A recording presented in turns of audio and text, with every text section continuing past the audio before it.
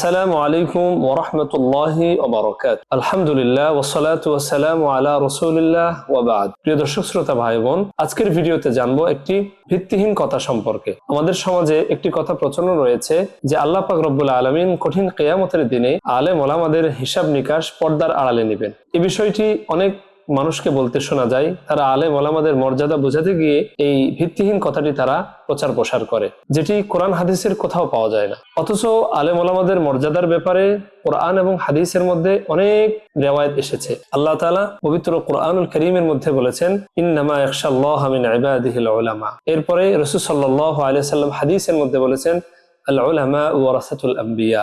এই সমস্ত রিওয়ায়াতগুলো একেবারে অথেন্টিক এবং নির্ভরযোগ্য। এগুলো দিয়ে আমরা আলেমদের মর্যাদাকে মানুষের সামনে প্রেজেন্ট করতে পারি। আমাদেরকে ভিত্তিহীন কথা দিয়ে কেন আলেম ওলামাদের মর্যাদাকে মানুষের সামনে প্রচার প্রসার করতে হবে? তাই আসুন আমরা এমন কোনো কথা না বলি যেটি কোরআন হাদিসের দ্বারা প্রমাণিত নয়। মানুষের সামনে দ্বীন ইসলামকে সেই সমস্ত কথাগুলির মাধ্যমেই পেশ করা যেগুলির ভিত্তি রয়েছে, যেগুলির দলিল প্রমাণ রয়েছে, যেগুলি কোরআন হাদিস থেকে বিশুদ্ধভাবে রিওয়ায়াত হয়ে এসেছে।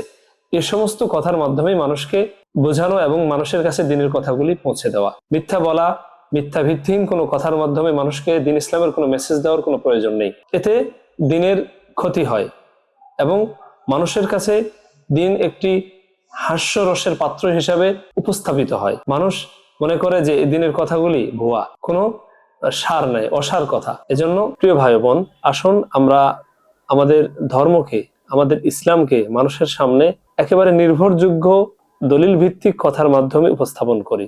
মানুষের নিকট নির্ভরযোগ্য বিষয়গুলি পৌঁছে দেই। মন গড়া কোনো কথা আমরা কখনোই মানুষের সামনে বলবো না এবং আমাদের মর্যাদা বৃদ্ধি করার জন্য মন গড়া কথা বলবো না, বরং এতে ইসলামের আরো বেশি ক্ষতি হয়। আপনি হয়তো মনে করছেন মন থেকে বানিয়ে বানিয়ে কিছু বললে হয়তো আমাদের মর্যাদা আরো বৃদ্ধি পাচ্ছে, মানুষ আমাদেরকে সম্মান করছে, ইজ্জত করছে, কিন্তু এটি একদিন না একদিন মানুষের সামনে প্রকাশ হয়ে যাবে। এটি আর মানুষের সামনে অস্পষ্ট থাকবে না। আল্লাহ পাক আমাদের সকলকে দ্বীনের কথাগুলি বিশুদ্ধভাবে মানুষের সামনে পেশ করা তৌফিক দান করেন। আসসালামু আলাইকুম ওয়া রাহমাতুল্লাহি ওয়া বারাকাতুহু।